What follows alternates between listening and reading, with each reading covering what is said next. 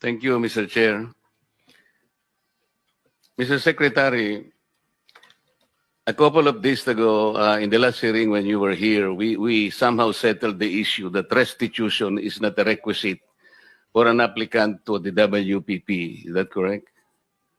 It's not in the law. But sa akin ko kasi, hindi lang po batas na nagdidictate dito.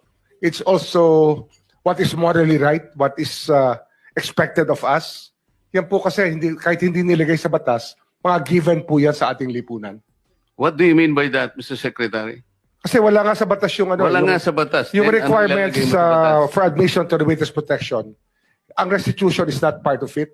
Yes, it is not. Oh, pero hindi ho nangangahulugan na hindi namin pwede i-layout yan depending on the case. Mr. Secretary, I am still in the stage where a particular applicant wishes to apply under that program. And there is a process.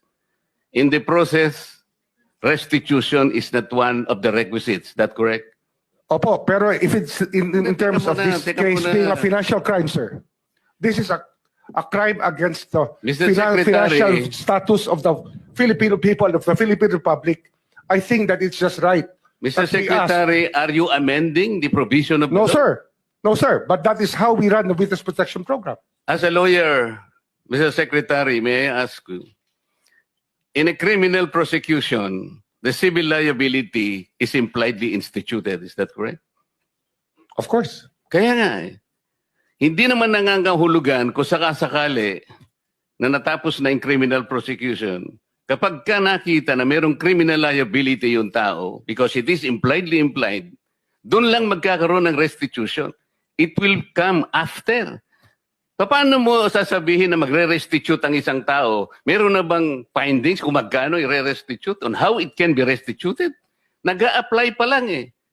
Huwag po ninyong babaguhin ang requisite ng batas, Mr. Secretary.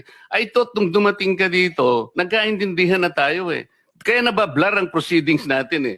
Kaya nga kinote ni, siguro, ang chairman kanina gusto kong ituloy ito, sinabi niya, nagpa-interview siya, na goodwill and sincerity should be done para i-test. Pwede ba yung ganito? I respect your opinion, sir. But It that's is not how, my opinion, it is in the law, Mr. Secretary. Yes, sir. Yes, sir. But I am At operating. the arbiter Sir, is can I the speak, law. sir? May I speak, sir? Yes, you I'm are operating from the Senator Marcoleta, from the kindly allow vantage the point of the reason behind the law, sir. What is the reason behind the law? So that we can get justice, and justice can only be attained if there is restitution. So that is the principle behind all of these things that we are talking about now. Mr. Secretary,